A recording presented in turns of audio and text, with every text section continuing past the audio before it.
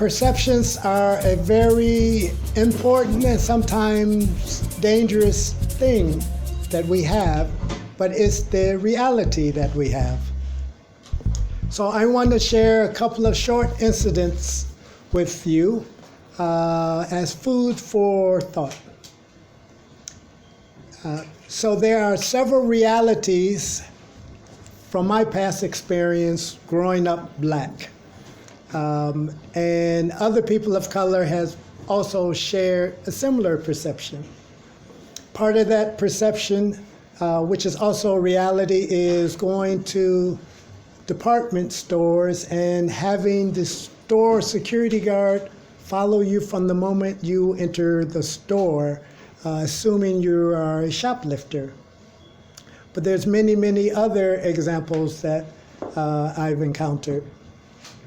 One example I share with you is many years ago when I was working for the mayor's office in the city of Chicago.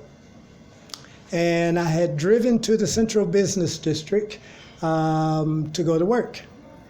And I was very posh and well-dressed in my suit and tie, driving a Volvo turbo wagon, very respectable family man. Good. And at that point in Chicago, they had parking meters where you had to put coins in. So I drove up, parked, checked my pocket, and oh darn, I don't have any change. So I got out with a $1 bill, looking for someone passing, hoping I can change. And there was a white woman coming, and I said, oh, excuse me. And the minute I said, excuse me, she started running. Like, wow, that's interesting. Okay. Another experience. There's so many. When I moved to Italy, I moved to Italy 1 month after the 9/11 attacks in New York. And I went to a major shopping store in Italy. And again, having this sense that someone was following me. Like, no, that can't be possible. I'm in Italy now. So I went round and round, and at a certain point, I confirmed, yep, they're following me. So I doubled back and had a handful of money in my hand, my U.S. passport, and I confronted the person and said, why are you following me? I'm not a thief. And he said, sorry. We thought maybe you were a terrorist.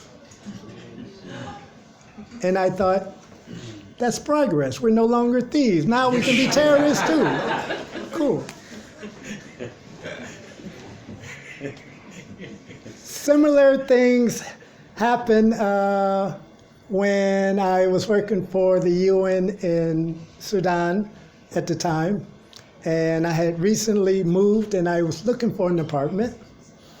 And I made an appointment to meet the realtor outside the address.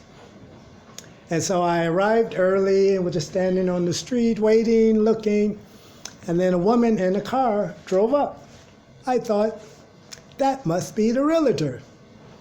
So I walked over to the window and knocked, and she rolled down the window and handed me some money and rolled it back up. Cool. Try again, why not? I've also had similar experiences crossing borders throughout Europe. And it got to be a habit where the plane arrives, you're going through customs and immigration, and the immigration officials go, let me see your passport. Why? Always. And I got into a habit as an arrogant American by saying, why you want to see my passport? Why am I the only one being pulled out of line?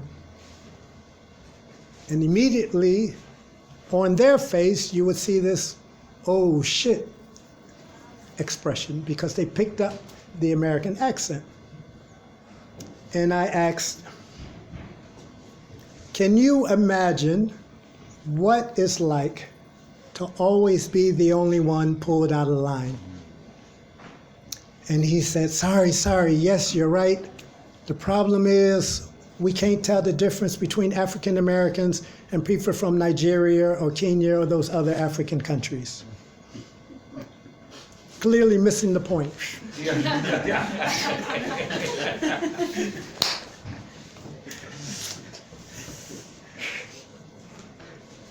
But that's not the end of the story. I lived in Virginia. I moved to Virginia for graduate school. And I was living 40 minutes outside of Washington, D.C. And within my first month or so, I was asked to take something to D.C., a proposal, and drop it off at an organization. So I jumped in the car, found my way into Washington, D.C., got to the office where I needed to 10 minutes before 5. I made it, and got back in the car to drive back to Virginia. But since this was my first time, I got kind of lost. So I'm driving and driving, trying to figure out how to get back. And all of a sudden, I saw all of these scary-looking people on the street. People who looked like me. And I remember pulling up to a stop sign, and a guy was walking across the street, and I did one of these numbers sitting in the car, locking the door. And the minute I did that, alarm went off in my head like, what's going on? You're from Chicago, you're tough, you're cool, what is it? And literally I sat there at the light and thought until I realized for the 4 to 5 months prior to my moving there, every day on the news, Washington, D.C., murder capital of the U.S. Victim, perpetrator. So it's like, that's what it is. Okay, I got it now, and I moved on. We are hit with all of these images and news and misperceptions every time. And we cross people on the street, often without looking. What would happen if we pause to try to get to know the other? The you and the me. What happens if we talk to our friends and neighbors and say, have you encountered anyone who's different? And not see that different as a weakness, but as a rich opportunity to learn something new. And I've been fortunate in my travels to have many of those opportunities. So I close by challenging you the next time you see me on the street, stop and say hello, and I'll say hello back to you. Thank you very much.